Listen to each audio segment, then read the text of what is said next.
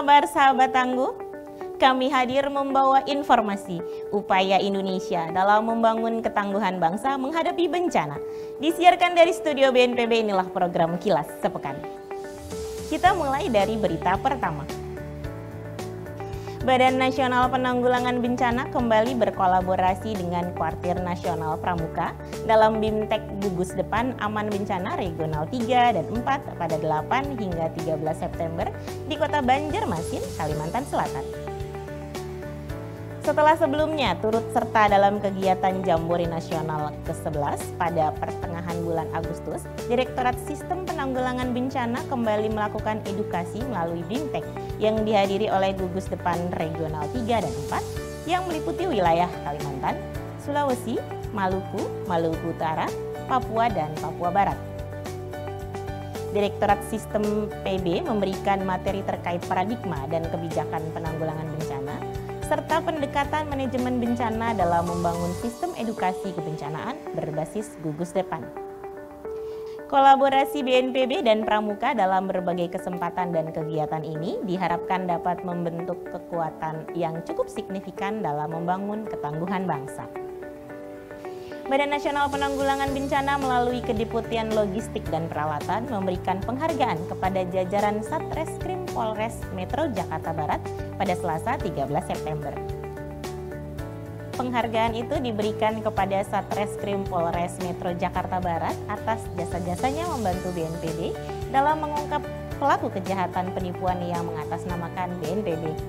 Total terdapat 14 anggota Polres Metro Jakarta Barat yang diberikan piagam penghargaan.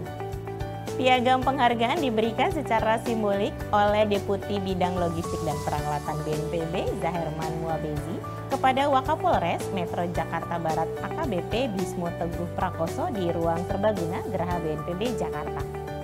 Kejahatan yang berhasil ditangani meliputi penipuan investasi pengadaan alat material kesehatan untuk penanganan COVID-19 berupa antigen, masker, PCR, APD, dan lain sebagainya dengan nilai kerugian mencapai 65 miliar rupiah.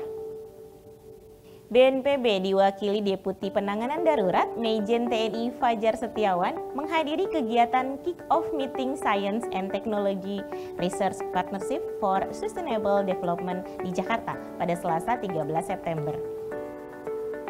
Program Building Sustainable System for Resilience and Innovation in Coastal Community ini dilakukan dalam kerangka kerjasama teknis yang melibatkan berbagai peneliti universitas, pejabat pemerintah dari institusi Jepang dan Indonesia. Program ini bertujuan untuk membangun sistem pemantauan daerah pesisir yang real time melalui harmonisasi pencegahan bencana, lingkungan, dan ekonomi dengan meningkatkan fungsi perlindungan wilayah. Pengembangan ini didasari teknologi dan ilmu pengetahuan terkini berbasis ECO-DRR atau studi mengenai manajemen kebencanaan yang berbasis ekosistem. Adapun kerjasama riset ini melibatkan Japan International Cooperation Agency, Kyoto University, Tohoku University, ITB, BNPB, BMKG, PUPR, KKP, BRIN, Kemendagri, UI, dan berbagai instansi peneliti dari Jepang dan Indonesia. Berita selanjutnya, BNPB melalui Direktorat Pemetaan dan Evaluasi Risiko Bencana, Kedeputian Bidang Sistem dan Strategi melakukan rapat koordinasi penyusunan panduan pelaksanaan analisis risiko bencana yang diselenggarakan di Bogor pada 13 dan 14 September. Pembahasan kali ini menitik beratkan pada penyusunan panduan analisis risiko bencana untuk setiap pembangunan yang mempunyai risiko tinggi, antara lain pengeboran minyak bumi, pembuatan senjata nuklir, pembuangan limbah, dan lain sebagainya. Dalam menyusun panduan analisis risiko bencana, BNPB berkolaborasi dan bersinergi dengan seluruh stakeholder unsur pentahelix terkait yang tergabung di dalam kelompok kerja pada seluruh prosesnya. Tujuan penyusunan ini untuk meminimalisir risiko bencana yang akan terjadi dari dampak kegiatan pembangunan, selain itu sebagai upaya melindungi aset pembangunan. BNPB melalui Kedeputian Bidang Pencegahan kembali menggelar bimbingan teknis bagi fasilitator pencegahan penyakit mulut dan kuku atau PMK pada periode ini serentak dilaksanakan di 5 provinsi yaitu Sumatera Utara, Sumatera Barat, Banten, Jawa Timur, dan Nusa Tenggara Barat pada 13 hingga 15 September. Kegiatan ini berisikan pemberian materi seputar pemanfaatan Inaris dalam penanganan PMK, kemudian materi dari perwakilan Kementerian Pertanian dan juga Satgas PMK. Dengan terselenggaranya BIMTEK ini diharapkan adanya keselarasan langkah dan keterlibatan dari berbagai pihak dalam upaya pencegahan PMK agar segera tercapai target zero case. Peserta di setiap daerah sekitar 100 orang yang terdiri dari penyuluh pertanian dan peternakan, tenaga kesehatan hewan, perwakilan kelompok ternak, penyuluh ternak, Babinsa, Babin Kamtibmas, dan relawan setempat.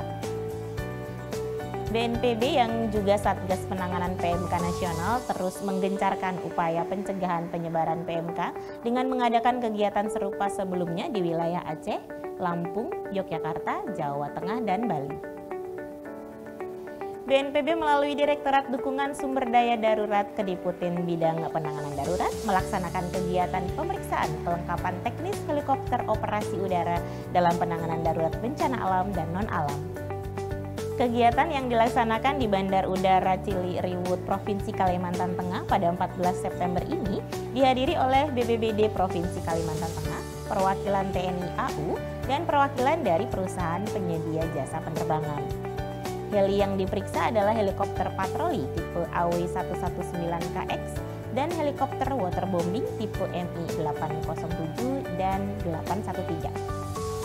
Kegiatan ini merupakan bentuk akuntabilitas dalam pelaksanaan PB sesuai yang diamanatkan dalam Undang-Undang Nomor 24 Tahun 2007. BNPB mengadakan forum dialog menuju perubahan yang lebih baik di lingkungan BNPB bertempat di Aula Sutopo Purwonugroho, Geraha BNPB Jakarta pada Kamis 15 September. Forum ini bertujuan untuk tempat berbagi ilmu dan pengetahuan bagi seluruh pegawai BNPB dan dibuka oleh Majen TNI Fajar Setiawan selaku Deputi Bidang Penanganan Darurat BNPB. Menurutnya, BNPB memerlukan pegawai-pegawai yang mampu menjalankan kewajiban sebagai aparatur sipil negara dengan baik dan menjauhi perilaku yang dilarang. Pada kesempatan ini, BNPB menghadirkan figur PLT Kepala Badan Kepegawaian Negara, Bima Haria Wicaksana, untuk membagikan pemikiran dan pengalaman dalam mengembangkan diri maupun menyikapi tantangan dalam pekerjaan. Pegawai BNPB diharapkan terus bekerja secara profesional dengan tulus ikhlas dari hati untuk melayani masyarakat.